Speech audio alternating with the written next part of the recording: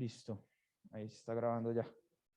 Bueno, entonces recuerden que en la Constitución tenemos tres tipos de estados de excepción. El de guerra exterior, que se aplica, por ejemplo, cuando Colombia entra en guerra con una nación extranjera y está regulado en el artículo 212. También tenemos el estado de emergencia económica, social y ecológica, en el artículo 215 de la Constitución, y este es el que aplicó durante toda la pandemia. En la pandemia el gobierno alegó que la crisis sanitaria produjo cierres en la economía y eso provocó... ¿Sí? No, ya los dejé entrar a todos, sí.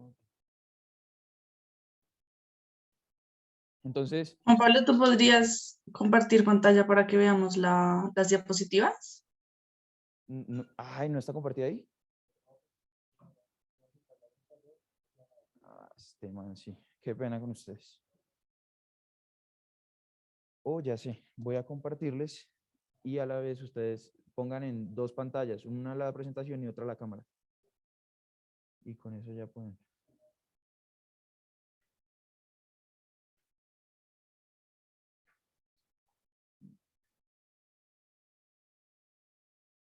¿Ahí pueden ver bien?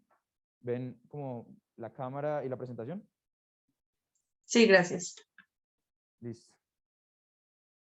Entonces, les decía que el estado de emergencia fue, o sea, uno de los ejemplos de los estados de emergencia fue el que declaró Iván Duque ahorita durante la pandemia y también tiene unas regulaciones especiales. Pero en esta monitoría nos vamos a centrar en conmoción interior, porque el caso es de conmoción interior. Entonces, por eso dejaron de escuchar, ¿cierto? No. ¿Escuchan? Listo. Entonces, nos Sí, vamos a sí. centrar en conmoción interior. Les voy a explicar, voy a dividir la monitoría en dos. Una, explicándoles las facultades que tiene el presidente en las conmociones interiores y los límites que le impone la Constitución, la jurisprudencia y las leyes al presidente durante estos estados. Y eso les va a ser muy útil para el parcial. Entonces, empecemos. ¿Quién me ayuda leyendo? Pase a la siguiente, por favor. ¿Quién me ayuda leyendo la primera parte del artículo? Ese es el que regula la conmoción. ¿Usted? Hágale. Sí.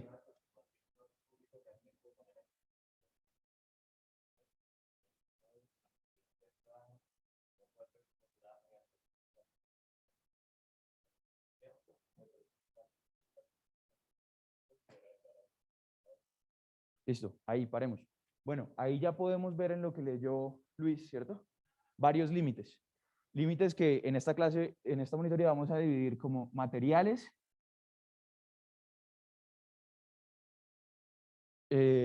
temporales, formales y prohibiciones.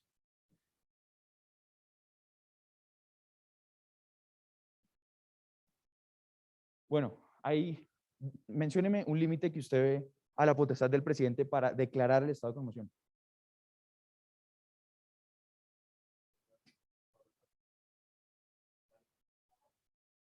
Exacto, aquí dice, la puede declarar el presidente de la República con la firma de todos los ministros. Entonces eso es un requisito formal. El estado de conmoción interior solo lo puede declarar el presidente con la firma de sus ministros. Actualmente hay 18 ministros, entonces tienen que estar eso va acá en formales. Pero entonces empecemos en orden. Dice, en caso de grave perturbación del orden público que atente de manera inminente contra la estabilidad institucional. Entonces debe haber primero un grave perturbación. Pero no en cualquier sentido, sino que afecte la estabilidad institucional o la seguridad del Estado,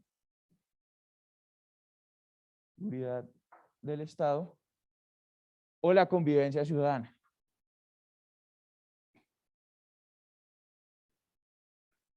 Entonces, en ese caso, cuando no se den estas cuestiones, que no se perturben la estabilidad, la seguridad del Estado, la convivencia, el presidente no puede declarar el estado de conmoción interior. Si lo declara, la Corte Constitucional se lo puede tumbar. Y ahí hago un paréntesis. como les dijo la profesora, todos los decretos de estado de excepción tienen control automático por parte de la Corte. Es decir, apenas el presidente expide ese decreto, le envía ese decreto a la Corte Constitucional y la Corte Constitucional revisa que se adecue a lo que manda la Constitución ese decreto. Entonces, lo primero que va a revisar, sí, con uno. Sí, con cualquiera de los tres. Con eso ya entonces la Corte dice, bueno, la declaración es legítima. Entonces, no sé, usted, si quiere, póngame un ejemplo de alguno de los tres. Mencionen cuál y póngame un ejemplo de cuál sería una declaración legítima.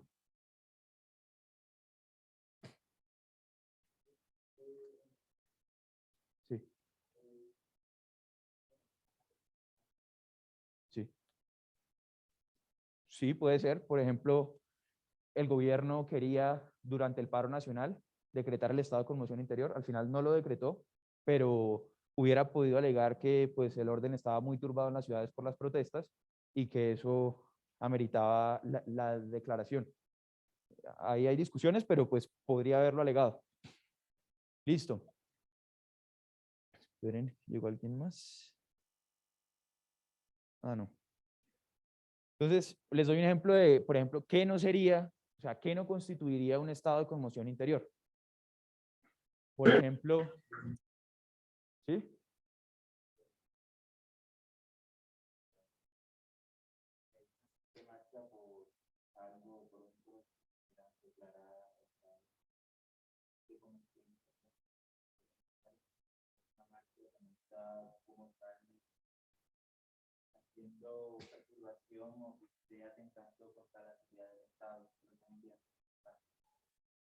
Sí, claro. Esa puede ser una porque no tiene como la envergadura suficiente para afectar alguno de esos tres valores.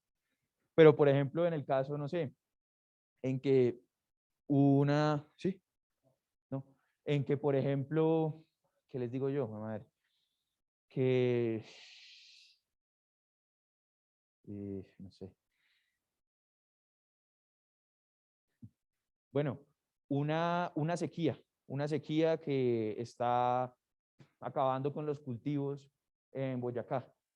Entonces ahí el Estado pues no activaría esta figura, sino que activaría otras figuras que cuenta para apoyar a los campesinos para que no se les pierda todos los cultivos.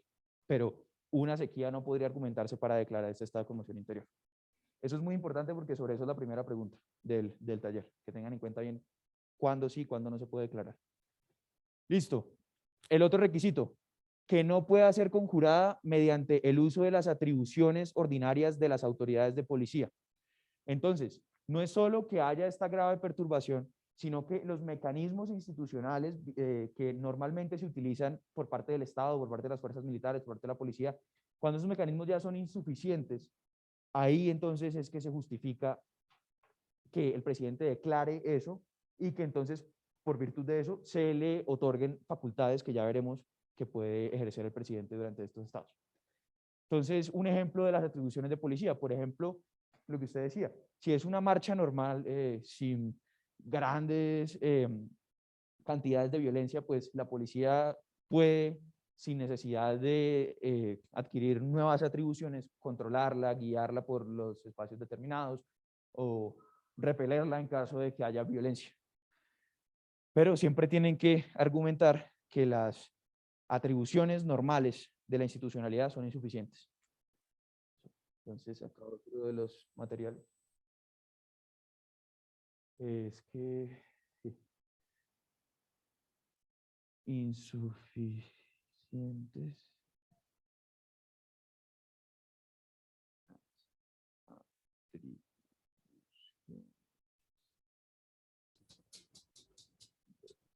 policía. Listo. Entonces ya vimos la formal que debe ser declarada siempre por el presidente con la firma de todos los ministros. Esto es importante, que el presidente solo tiene la potestad para declarar el estado de conmoción interior en toda la república o parte de ella. O sea, el presidente no puede tomar medidas para un lugar que esté fuera de la jurisdicción de Colombia. Por ejemplo, el presidente no puede decir, o sea, establecer una norma para Venezuela, para Argentina, lo que sea. Y esto en parte de ella es importante porque muchas veces los conflictos sociales se presentan en partes específicas del territorio, no se presentan en todo el país. Entonces, si por ejemplo en Cali hay una alteración muy grave del orden público, pero en Bogotá todo está tranquilo, no sería justificable que el presidente tome las mismas medidas que está tomando para Cali acá en Bogotá. No se justificaría que limite la libertad de las personas en Bogotá como sí lo podría hacer en Cali para solucionar ese problema de orden público. Entonces eso también lo tienen que revisar en el taller y es si se justifica en todo el territorio o solo en ciertas partes donde están las ollas, los conflictos.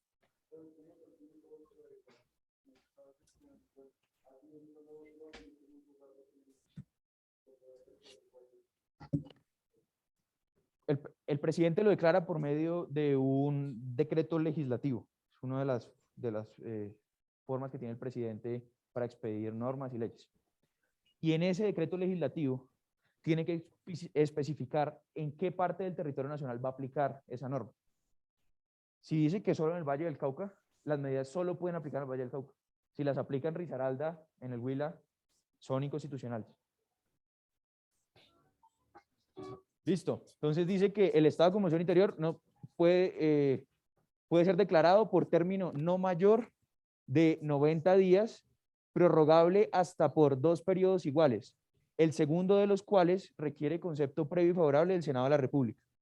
Entonces, esto es un límite temporal, y es que en la primera declaratoria solo puede ser hasta por 90 días, no más. Si quiere volverlo a extender porque las causas de la perturbación subsisten, entonces puede hacerlo una vez más sin problema, o sea, puede prorrogarlo otros 90 días. Y si después de los 180, aún persiste, entonces lo que tiene que hacer es ir al Senado de la República para que le admitan declarar por tercera vez el estado de conmoción interior. Si no se lo admiten, baila, no lo puede declarar. Listo.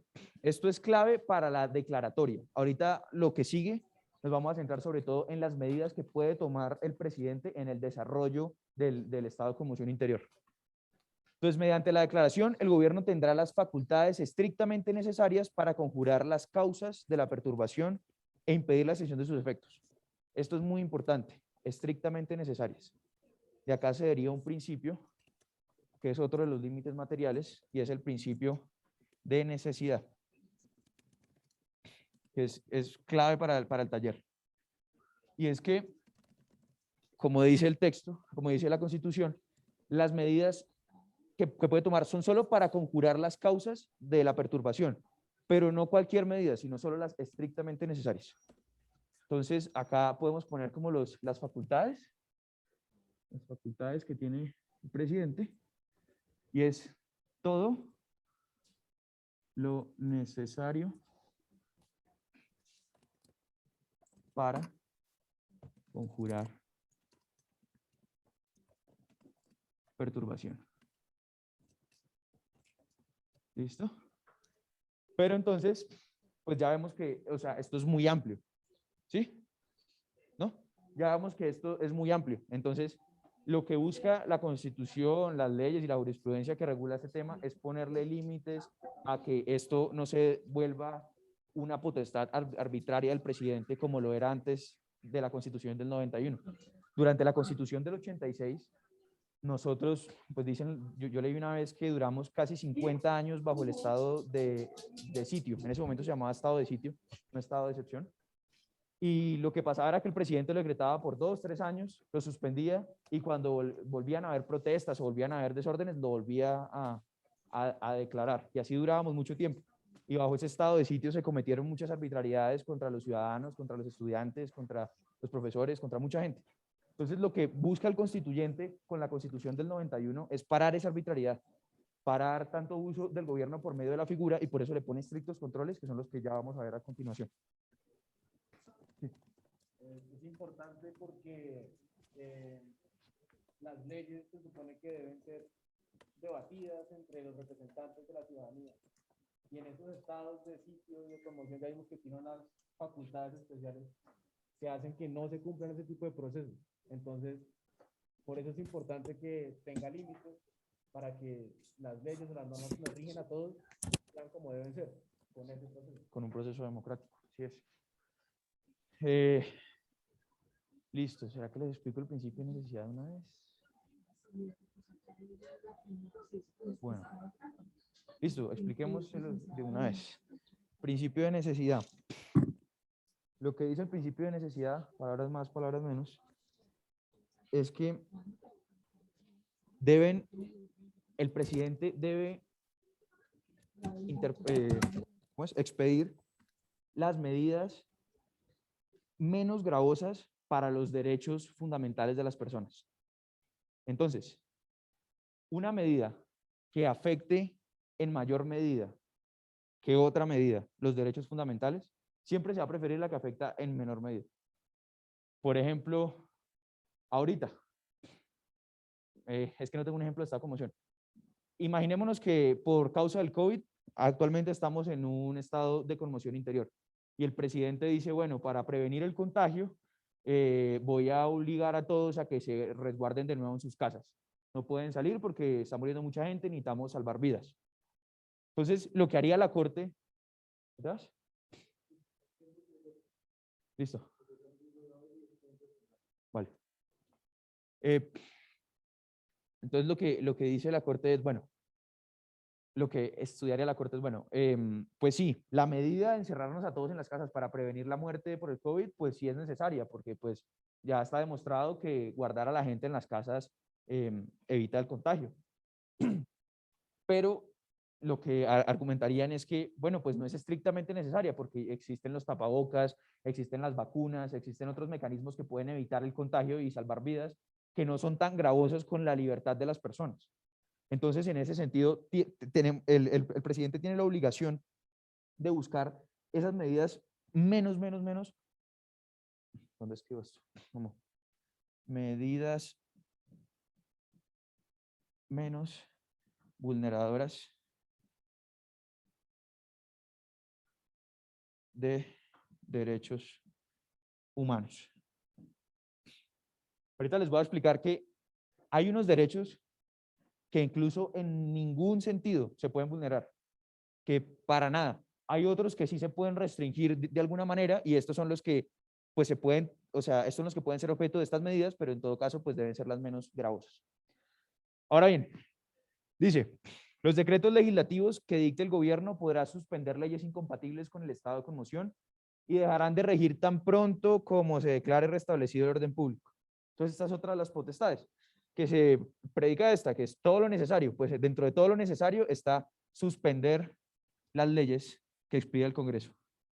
Por eso es que es tan grave, porque es que puede haber una ley y el presidente la suspende por lo que dure el estado de conmoción. Pero una vez termine el estado de conmoción, cuando pasen los 90 días, si no se prorroga, queda derogada esa ley, ese decreto legislativo del presidente. Listo. Y acá también dice, esto no es tan importante, que el gobierno podrá prorrogar su vigencia hasta 90 días más, o sea, la vigencia de los decretos legislativos. Listo. Luego dice, dentro de los 3 días siguientes a la declaratoria o prórroga. ¿Sí? En esa parte que tú dices que suspendería todos los que están incompatibles, también entrarían los que están dentro de la Declaración de los Derechos. Ya vamos a ver que eso no se puede en la siguiente diapositiva, o sea, qué leyes sí podría derogar y qué otras leyes no. Por ahora tengan presente que sí se puede y que tiene unos límites. Ya veremos qué límites precisos son. Listo. Ya vamos acá. Dentro de los 3 días siguientes a la declaratoria o prórroga del estado de conmoción, el Congreso se reunirá por derecho propio con la plenitud de sus atribuciones constitucionales y legales. El presidente le pasará inmediatamente un informe motivado sobre las razones que determinaron de la declaración. Esto no es importante para el caso. Y esto es muy importante. En ningún caso los civiles podrán ser investigados o juzgados por la justicia penal militar. Antes esto era pan de cada día.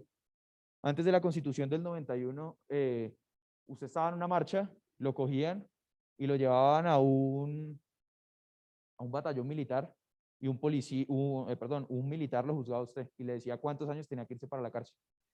Por ejemplo, no sé si sepan, pero Petro fue capturado así y estuvo 2 años preso porque un militar lo condenó a eso. Y lo que ocurría era que cuando se acababan los estados de sitio en ese momento, todos los presos, todas las condenas em, que había impuesto la justicia penal militar eran revisadas por la justicia ordinaria. Cuando se acababa esta excepción, todos esos presos iban ante un juez ordinario. Y lo que pasaba casi siempre era que quedaban libres, porque se daban cuenta los jueces ordinarios que no tenían pruebas los jueces penales militares para haber encarcelado a esa gente.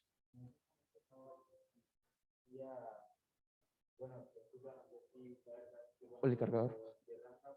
Acá, no, acá.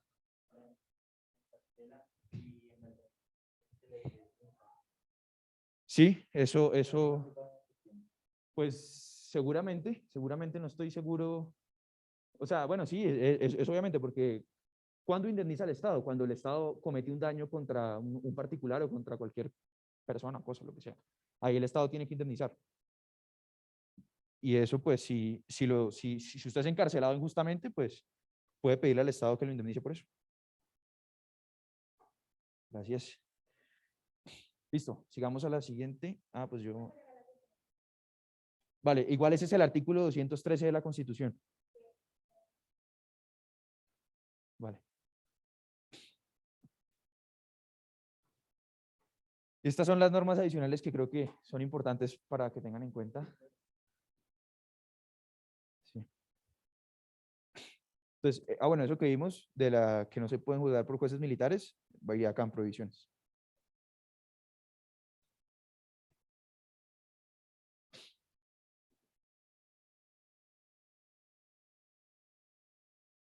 Listo. Voy a borrar esto porque acaban otros límites. Si le quieren tomar foto, tómense.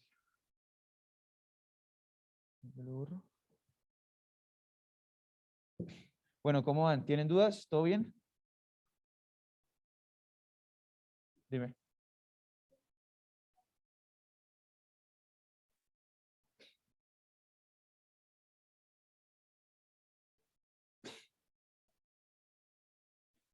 Recuerden lo que les decía la profe en la clase del impeachment. Al presidente solo lo puede juzgar el Congreso de la República. Entonces, ¿qué es lo que pasa? Que en la Cámara, o sea, para juzgar a un presidente, ¿qué es lo que tiene que hacer? La Comisión de Acusaciones de la Cámara de Representantes tiene que iniciar una investigación y si encuentra méritos, si encuentra pruebas, acusar al presidente. Esa acusación va ante va ante el Senado y el Senado decide si esa acusación prospera o no prospera. Si prospera, lo sacan del cargo al presidente y pierde su fuero. Eso significa que ya puede ser juzgado por un juez, que antes con fuero no puede ser juzgado por ningún juez. Cuando pierde su fuero, va ante la Corte Suprema de Justicia y allá lo juzgan y lo meten preso si cometió algún delito. Ese es el procedimiento. Acá, como les mencionó la profe, nunca hemos tenido una acusación de la Cámara de Representantes. Sí ha habido varias investigaciones, por ejemplo, contra Samper por el proceso 8000. Se le investigó, pero no prosperó la acusación porque en la Cámara de Representantes dijeron no lo vamos a acusar por esto. Y no prosperó.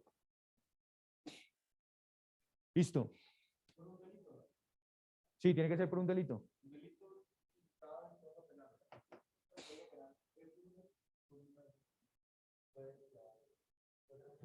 Sí. Entonces, eso es chévere que lo sepan. Bueno, normas adicionales. Esto está en el artículo 214, el siguiente.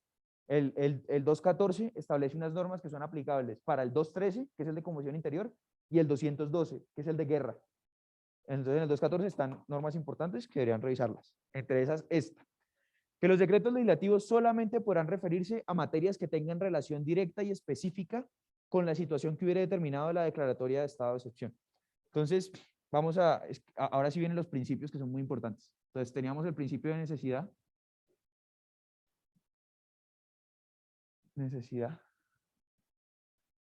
Este es un principio de conexidad. Ya les explico. Conexidad. Conexidad, ¿en qué sentido? En que esas normas que dictan en el estado de conmoción interior deben ser única y exclusivamente para conjurar, para eliminar esas causas que llevaron al estado de conmoción interior.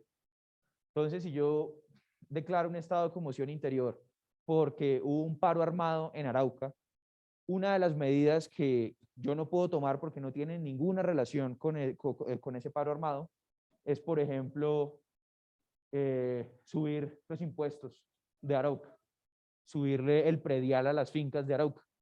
No tiene, en principio no tiene ninguna relación con el paro armado. Entonces, pues esa medida no se podría poner.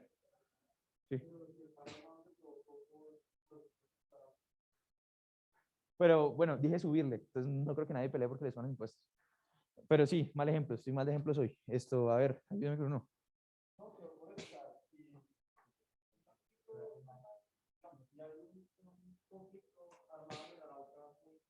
Sí. Pero que no por de las reglas del comercio de la papa, pero no por eso. Sí, entonces sí, ahí se podrían tomar medidas. O sea, todo lo que el gobierno puede poner lo que sea, solo tiene que argumentar que eso tiene una conexión y respetar el resto de principios, pero eso es lo que, o sea, la habilidad que tengan los abogados del presidente para argumentar que tiene una conexión o no. Entonces les pongo otro caso, fue en Bogotá durante el paro, imaginen que hubo una conmoción interior y que entonces durante ese paro una de las medidas sea, por ejemplo, cerrar el Congreso. Cerrar el Congreso porque están diciendo que en el Congreso salen muchas ideas revolucionarias que quieren acabar con el Estado, entonces lo cierran. Eso no se puede porque no tiene una conexión con el tema. Listo. No podrán, listo, esa es la primera norma que está relacionada con el principio de conexidad. Segunda, no podrán suspenderse los derechos humanos ni las libertades fundamentales. En todo caso, se respetarán las reglas del derecho internacional humanitario. Aquí es importante algo. Suspenderse, este verbo es distinto a restringir. Suspender es no aplicar en ninguna instancia cualquier derecho. Por ejemplo, la libertad de expresión. Entonces, cerrar todas las redes sociales, medios de comunicación, de difusión de información, cerrarlo todo. Eso no se puede porque entonces sí suspende el derecho a la libertad de expresión.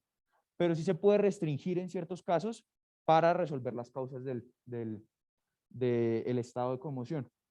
Sin embargo, el derecho internacional ha establecido unas normas que en ningún caso, bajo los estados de excepción, se pueden siquiera restringir, ni siquiera restringir. Y son el derecho a la vida, la integridad personal. Entonces yo no puedo en un decreto ordenar que matemos a los revoltosos o lesionarlos. Eso en ningún momento se puede hacer. El derecho a no ser sometido a desaparición forzada.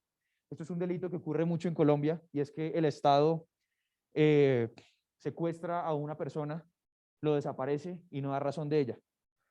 O sea, esos son los elementos para que se configure este delito y eso está pues prohibido en cualquier caso. A torturas, tratos, penas crueles, inhumanas o degradantes, reconocimiento de la personalidad jurídica, no se pueden acabar con las empresas, con todo eso, debe respetársele su derecho a la personalidad jurídica.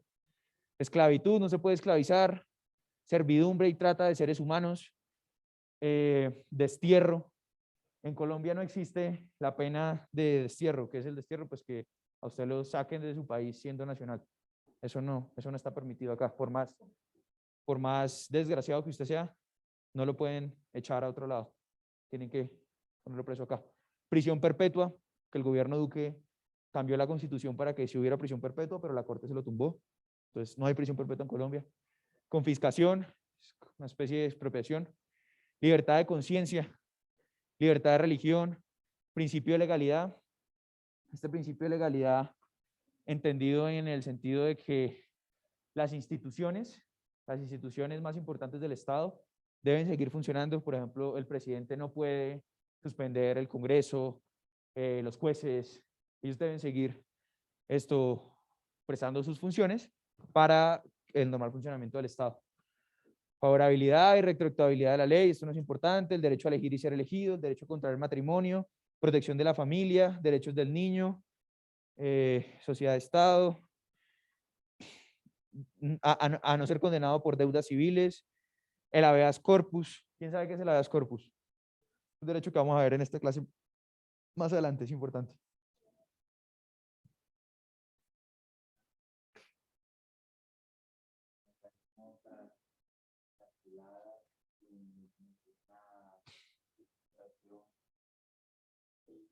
Cuando, por ejemplo, si a menos que sea por infragancia o son tres casos, ahora mismo, pero si se encarcela o se llevan a un CAI sin ninguna justificación, puede llevar a la habeas corpus y dentro de un plazo de tiempo, si no demuestran su caso.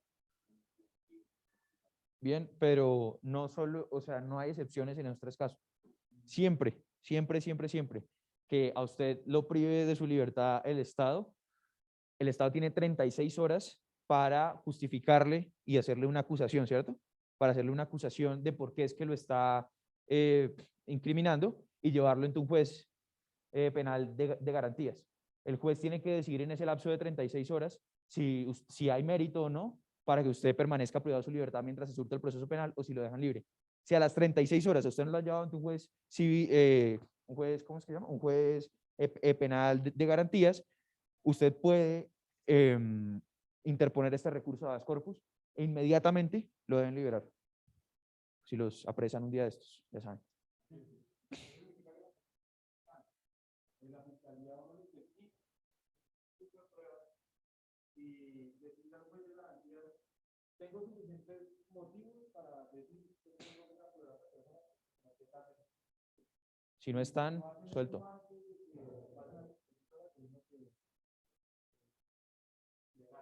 Sí. Y por último, las garantías judiciales indispensables para la protección de tales derechos. Entonces, esas también las veremos más adelante cuando veamos el derecho al debido proceso, y es tener un abogado, ser escuchado, tener un juez imparcial, que ya veremos más adelante. Entonces, estos en ningún caso